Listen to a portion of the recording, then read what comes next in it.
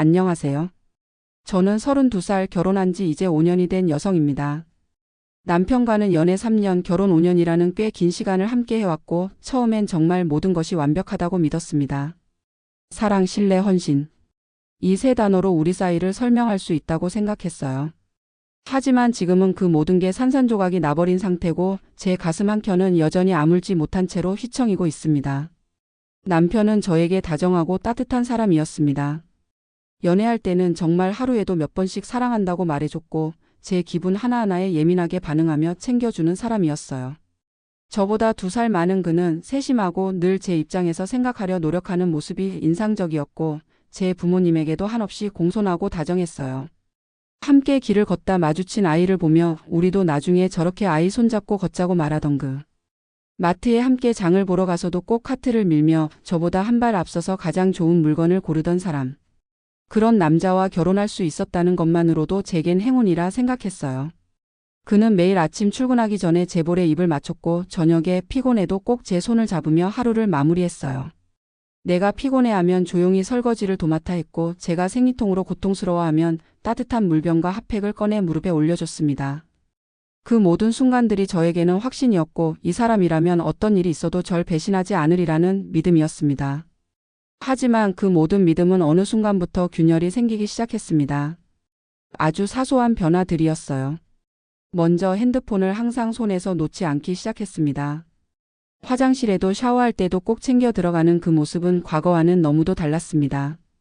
이전까지는 거실 소파에 핸드폰을 두고 베란다에서 커피를 마시던 사람이었는데 어느 순간부터 그는 핸드폰을 몸의 일부처럼 지니고 다니며 저와의 대화 중에도 화면을 끊임없이 확인했습니다. 무심코 왜 요즘 그렇게 폰을 자주 봐?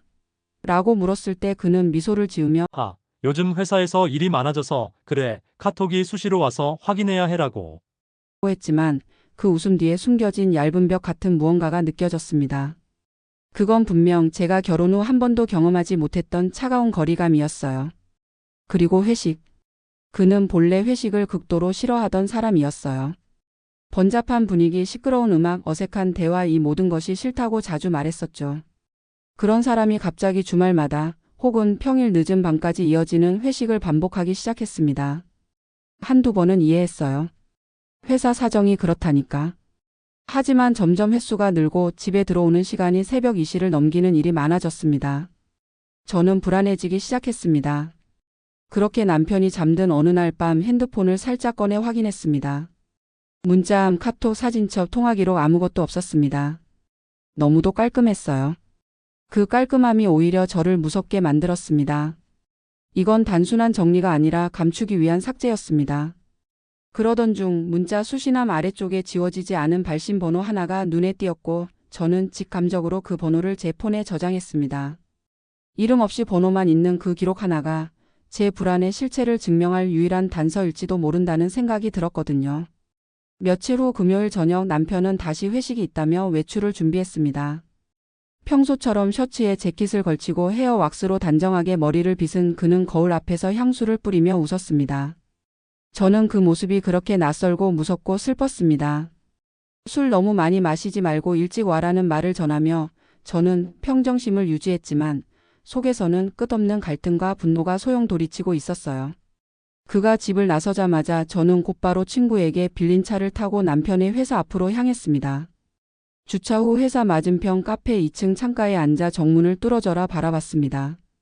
겨울이었기에 창밖은 어둡고 차가웠고 제 심장 역시 그 날처럼 얼어붙어 있었습니다. 퇴근 시간이 지나자 남편이 혼자 건물을 나왔습니다. 보통 회식이면 동료들과 함께 이동하잖아요.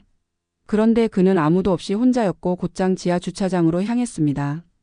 그 모습에서 확신이 생겼습니다. 이건 회식이 아닙니다. 누군가를 만나러 가는 겁니다. 그리고 그 누군가는 곧 제 눈앞에 나타났습니다. 한 아파트 단지 앞에 정차한 남편의 차에 20대 후반쯤 되어 보이는 여성이 또각또각 하이힐을 신고 다가오더니 너무도 자연스럽게 조수석에 올라탔습니다. 그녀는 긴 머리에 얼굴이 작고 화려하진 않지만 공들인 메이크업에 단정한 옷차림이었습니다. 남편은 그런 여성을 바라보며 환하게 웃었고 그녀가 타자마자 손을 내밀어 살짝 잡더군요. 저는 충격에 몸이 굳었습니다. 목소리가 나오지 않았고 손가락이 떨렸습니다. 차 안에서 둘은 대화를 나누며 웃었고 남편은 그녀의 머리를 살며시 쓰다듬기도 했습니다. 마치 연인 같았어요. 아니, 완벽한 연인이었습니다. 나를 그렇게 사랑한다던 그가 다른 여자에게 그렇게 익숙하게 애정을 주고 있었습니다. 그 순간 저는 제 존재가 무너지는 듯한 기분을 느꼈습니다. 저와 함께 한 시간들은 무엇이었을까요? 매일 밤 손을 잡고 자던 그 시간들, 매주 함께 보던 드라마, 생일마다 준비해준 편지와 케이크. 그 모든 것들이 단지 일상 속의 연기였던 걸까요? 눈앞에서 남편이 다른 여자와 웃고 있는 모습을 보면서 저는 지난 8년의 시간들이 제 등을 찌르는 칼날처럼 느껴졌습니다. 하지만 이대로 끝낼 수는 없었습니다. 감정에 휘둘려 차에서 내리려던 순간 스스로를 붙잡았습니다. 지금 이 장면만으로는 아무것도 증명할 수 없다는 생각이 들었거든요. 남편은 말을 잘하는 사람입니다. 싸움이 붙으면 언제나 이성적이고 논리적인 말로 저를 압도하곤 했죠. 저는 그런 그 앞에서 늘 감정에 휘말려지는 편이었습니다. 그래서 더더욱 확실한 증거가 필요했습니다. 그들의 사이가 단순한 지인이 아님을 보여줄 돌이킬 수 없는 증거. 남편의 차는 미사리 쪽으로 향했습니다. 그 지역엔 분위기 좋은 카페들이 많았고 드라이브 코스로도 유명하죠. 저는 일정한 거리를 유지하며 그들의 차를 따라갔습니다. 손은 계속 떨렸고 심장은 터질 듯 뛰었습니다. 앞차가 커브를 돌 때마다 제 시야에서 사라질까 두려웠고 빨간불에 걸려 떨어질까 조바심이 났습니다. 하지만 어느새 익숙한 미사리의 골목에 접어들었고 남편의 차는 한적한 카페 앞에 멈췄습니다. 둘은 자연스럽게 차에서 내렸고 여자는 남편의 팔짱을 끼더군요. 그 모습에 다시 한번 심장이 찢어질 듯 했지만 저는 그저 입술을 꽉 깨물며 주차장을 찾아 차를 세웠습니다. 백미러 너머로 제 얼굴을 보니 이미 눈가엔 눈물이 고여 있었고 입술은 파랗게 질려 있더군요. 하지만 멈출 수 없었습니다. 가방 속에서 디지털 카메라를 꺼냈습니다. 남편이 사준 생일 선물이었죠. 그 선물로 그의 외도 장면을 찍게 될 줄은 상상도 못했어요. 조용히 최대한 눈에 띄지 않게 차에서 내려 그들이 들어간 카페 건물을 향해 조심스럽게 다가갔습니다. 유리창 너머로 둘의 실루엣이 보였습니다. 서로를 향해 웃고 있었고 남편은 그녀의 손을 잡고 있었습니다. 그 장면을 숨죽이며 찍었습니다. 셔터음이 새어나갈까 숨도 쉬기 힘들 정도였습니다. 카페에선 오래 머물 것 같았습니다. 저는 친한 친구에게 급히 전화를 걸었습니다. 사정을 설명하고 자신을 도와줄 수 있겠냐고 물었습니다. 다행히 그녀는 30분 내로 도착할 수 있다고 했습니다. 그 친구는 대학 시절부터 제 가장 가까운 친구였고 결혼식 땐 해외에 있어 참석하지 못했기에 남편과는 얼굴도 모르는 사이였습니다. 친구에게 남편의 얼굴과 여자의 인상착의를 사진으로 보내주고 들어가서 뒷자리에 앉아 대화를 엿들어 달라고 부탁했어요. 30분 후 친구는 도착했고 계획대로 실행되었습니다. 저는 차에서 기다리며 친구가 나오길 기다렸습니다. 그 시간이 그렇게 길게 느껴질 수 없었습니다. 가슴은 계속 철렁였고 혹시 들키지 않았을까, 혹시 도망가지 않았을까, 별별 생각이 다 들었습니다. 마침내 두 사람이 나왔고 손을 꼭 잡은 채 걸어 나왔습니다. 저 멀리서 그 모습을 보며 셔터를 눌렀습니다. 친구도 곧 뒤따라 나왔고 저는 그녀를 차에 태워 얘기를 들었습니다. 친구의 첫 마디는 진짜 내 남편 맞아?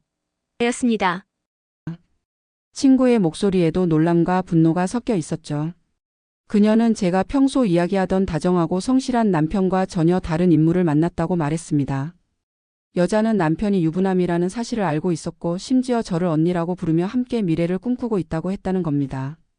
여자의 말은 정말 충격적이었습니다. 우리 이래도 되는 거야? 그래도 나는 오빠랑 함께 하고 싶어. 언니한테 들키면 어떡하지? 난 오빠랑 살고 싶어. 애도 없으니 그냥 이혼하고 나랑 살면 안 돼? 친구는 여자의 말투까지 따라하며 저에게 설명해 주었습니다. 친구의 말을 듣는 동안 저는 더 이상 말을 할 수 없었습니다.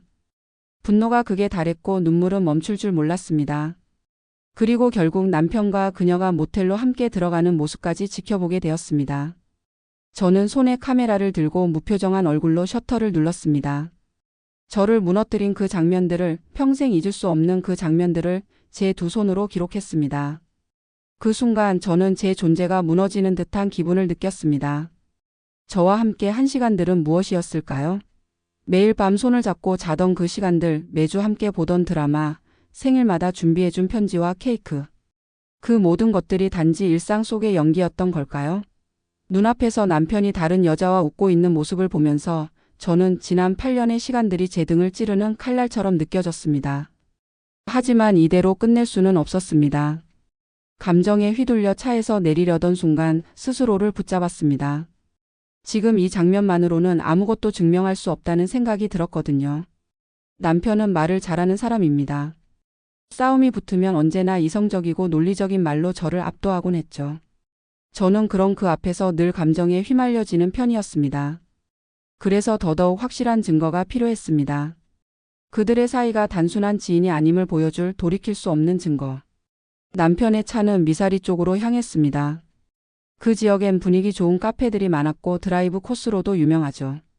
저는 일정한 거리를 유지하며 그들의 차를 따라갔습니다. 손은 계속 떨렸고 심장은 터질 듯 뛰었습니다. 앞차가 커브를 돌 때마다 제 시야에서 사라질까 두려웠고 빨간불에 걸려 떨어질까 조바심이 났습니다. 하지만 어느새 익숙한 미사리의 골목에 접어들었고 남편의 차는 한적한 카페 앞에 멈췄습니다. 둘은 자연스럽게 차에서 내렸고 여자는 남편의 팔짱을 끼더군요. 그 모습에 다시 한번 심장이 찢어질 듯 했지만 저는 그저 입술을 꽉 깨물며 주차장을 찾아 차를 세웠습니다. 백미러 너머로 제 얼굴을 보니 이미 눈가엔 눈물이 고여 있었고 입술은 파랗게 질려 있더군요. 하지만 멈출 수 없었습니다. 가방 속에서 디지털 카메라를 꺼냈습니다. 남편이 사준 생일 선물이었죠. 그 선물로 그의 외도 장면을 찍게 될 줄은 상상도 못했어요. 조용히 최대한 눈에 띄지 않게 차에서 내려 그들이 들어간 카페 건물을 향해 조심스럽게 다가갔습니다. 단지 머릿속은 하얘지고 이걸 어떻게 해야 할까, 어디부터 어떻게 정리해야 할까, 무슨 말을 해야 이 감정을 꺼내놓을 수 있을까 막막하기만 했습니다. 그저 한 가지는 확실했습니다. 이건 절대 넘어갈 수 없는 일이었습니다. 용서? 신뢰? 사랑? 그 단어들은 이미 제게 아무 의미가 없었습니다. 친구가 제 손을 꼭 잡아주며 말했습니다. 이걸로 충분해. 내가 미친 거 아니야. 이건 누구라도 이렇게 됐을 거야. 그 말에 저는 고개를 끄덕이며 집으로 돌아갈 결심을 했습니다. 하지만 그 결심은 단지 귀가를 위한 것이 아니었습니다. 그것은 곧 전쟁을 선포하는 마음이었습니다. 그 순간 저는 제 존재가 무너지는 듯한 기분을 느꼈습니다. 저와 함께 한 시간들은 무엇이었을까요? 매일 밤 손을 잡고 자던 그 시간들, 매주 함께 보던 드라마, 생일마다 준비해준 편지와 케이크. 그 모든 것들이 단지 일상 속의 연기였던 걸까요?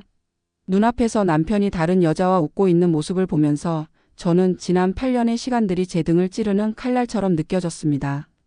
집에 도착하자마자 저는 마치 자동인 형처럼 움직였습니다. 신랑이 늘 앉던 소파, 매일 입는 파자마, 그가 벗어놓은 셔츠 하나까지도 다 이질적으로 느껴졌어요. 저는 곧바로 안방으로 들어가 남편의 옷장을 열었습니다. 출근복, 수트, 양말, 속옷 하나하나까지 손으로 잡고 짐가방에 우겨 넣었습니다. 짐을 싸는 제 손은 점점 떨려왔고 어느 순간은 구겨진 셔츠 하나를 붙잡고 꺽꺽 울어버리기도 했습니다. 그 셔츠는 우리가 제주도로 첫 여행을 갔을 때 남편이 입고 있던 옷이었거든요. 하지만 더는 감상에 빠져 있을 시간이 없었습니다. 가방을 채운 뒤 거실 한가운데에 던져 놓았습니다. 다음은 그의 가장 아끼던 물건들, 취미로 수집하던 피규어, 야구장 모자, 그리고 손때 묻은 커피잔. 하나하나 박스에 담으며 중얼거렸습니다. 잘 가라, 이제 이건 다 내 과거니까. 그리고 저는 부엌으로 갔습니다. 남편이 가장 좋아하던 고기 국물 냄비를 덮으며 담배 한 개비를 꺼냈어요. 결혼 전 겨우 끊었던 담배. 하지만 지금 이 순간만큼은 다시 물고 싶었습니다. 창문을 열고 불을 붙였을 때 그 익숙한 향이 폐 깊숙이 들어오는 걸 느꼈습니다. 그리고 동시에 다짐했죠. 오늘로 이 지긋지긋한 가짜 평온은 끝이라고. 남편은 밤 10시쯤 집에 들어왔습니다. 문을 열고 들어오자마자 그는 특유의 멍한 눈으로 저를 쳐다봤습니다. 그리고 말했죠. 자기야, 나왔어. 그 순간 저는 조용히 말했습니다. 씻지도 말고 가방부터 봐. 남편은 당황한 듯 고개를 돌려 가방을 받고 이내 저를 향해 소리를 높였습니다. 자기야, 이게 뭐야? 저는 그제야 입을 열었습니다. 네가 나한테 뭘 한 줄 알아? 오늘 내가 뭐하고 온 줄 알아? 아니지, 모를 거야. 넌 내가 아직도 순진하게 믿고 있을 거라고 생각했겠지. 그리고 저는 조용히 디지털 카메라를 들고 그 안에 저장된 사진들을 하나하나 보여주기 시작했습니다. 카페 앞에서 팔짱 낀 장면, 손을 잡고 나오는 장면, 마지막으로 모텔 문 앞에서 키스 직전의 모습. 남편은 그대로 무릎을 꿇었습니다. 얼굴은 하얗게 질렸고 손은 떨리고 있었죠. 내가 잘못했어. 진짜 미안해. 한 번만 용서해줘. 그 울먹이는 목소리는 예전의 남편 같았지만 저는 더 이상 그의 말에 감정이 흔들리지 않았습니다. 내가 네 엄마한테 전화했어. 지금 이리 오고 계셔. 준비해. 오늘 내가 한 짓 다 보여드릴 거야. 남편은 그 말을 듣고 진짜 공포에 질린 얼굴이 되었습니다. 제발 그건 안 돼. 제발. 엄마한테만은 말하지 마. 그분 심장도 안 좋고. 나 죽어도 좋아. 근데 엄마한테는. 저는 냉정하게 말했죠. 넌 나한테 이미 죽었어. 그리고 내 엄마가 누굴 더 아끼는지도 오늘 확인하게 될 거야. 30분도 채 되지 않아 문을 두드리는 소리가 들렸습니다. 그 소리는 천둥처럼 거셌고 마음 한구석에 숨어있던 두려움이 실체를 드러내는 듯 했습니다.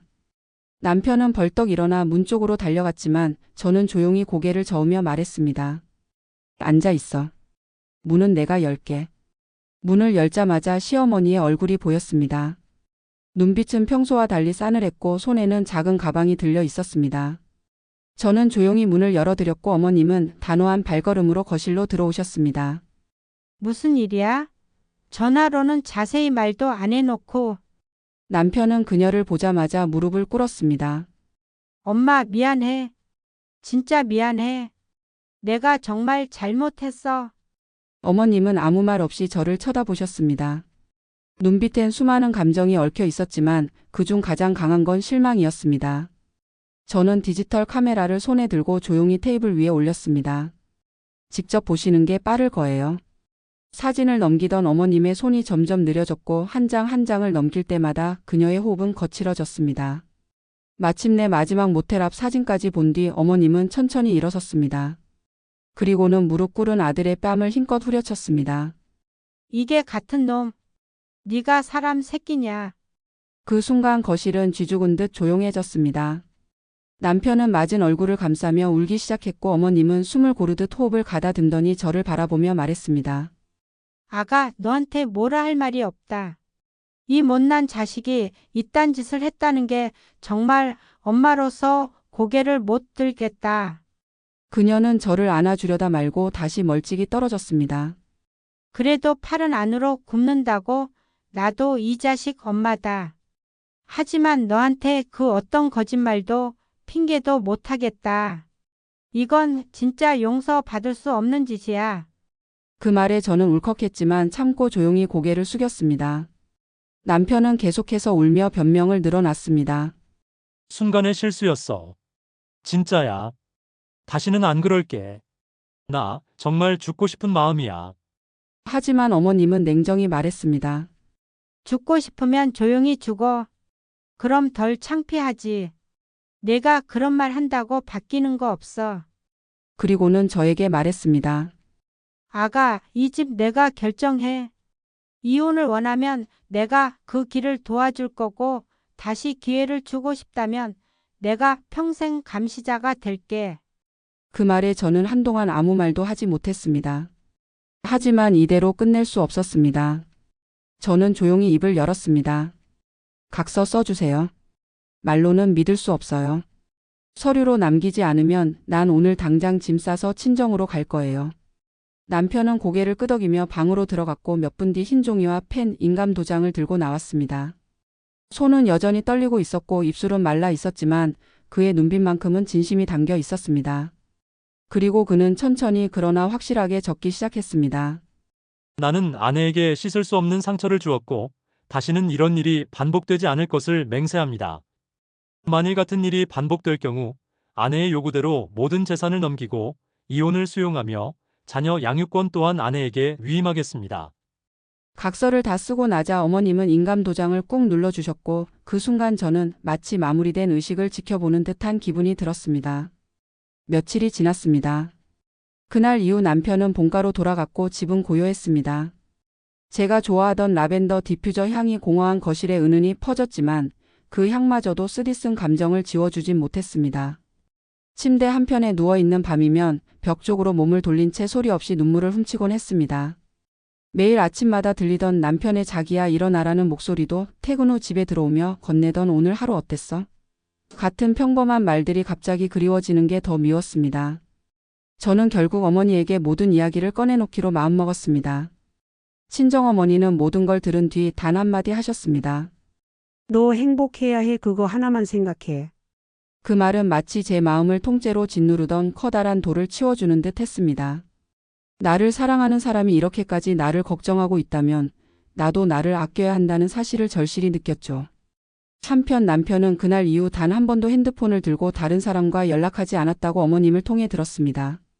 어머님은 날마다 저에게 연락해 오셔서 아가 잘 지내니? 내가 요즘 그놈 감시하느라 눈이 빠질 지경이다며 웃음을 섞은 말을 해주셨지만 그 안엔 깊은 반성과 미안함이 깔려 있었습니다. 시어머님은 남편을 따로 불러 매일 앉혀놓고 혼을 내셨고 심지어 회사까지 전화해서 회식 여부도 확인하고 계신다는 말에 저는 웃음 반, 씁쓸한 반의 감정을 느꼈습니다. 하지만 시간이 갈수록 저는 저 자신에게 자꾸 묻게 되었습니다. 이 사람과 정말 다시 살아갈 수 있을까?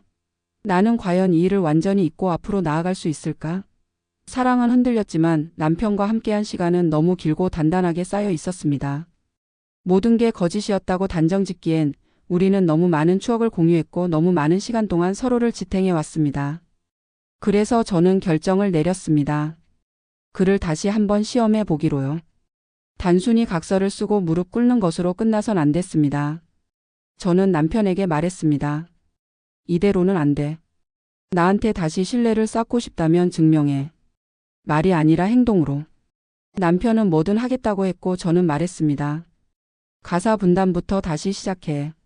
너 지금까지 집안일 내가 다 했잖아. 요리도 배우고 청소도 하고 정리도 내가 해. 그리고 매주 월요일마다 나한테 편지를 써. 우리가 다시 잘 살 수 있도록 너 자신이 매주 반성하고 다짐하는 글을 써서 내게 보여줘. 그는 조금 당황했지만 곧장 고개를 끄덕였습니다. 응, 그렇게 할게.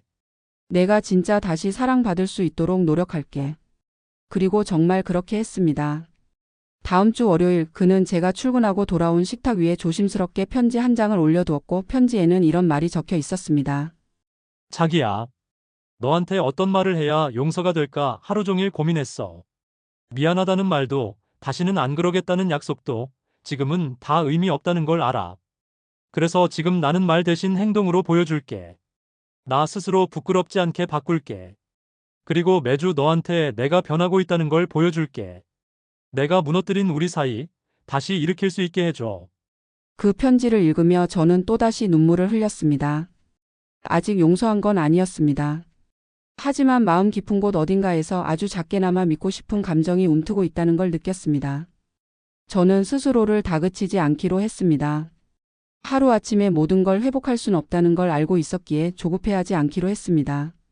그렇게 우리의 두 번째 시작은 아주 조용하고 천천히 그러나 진심을 담아 움직이기 시작했습니다.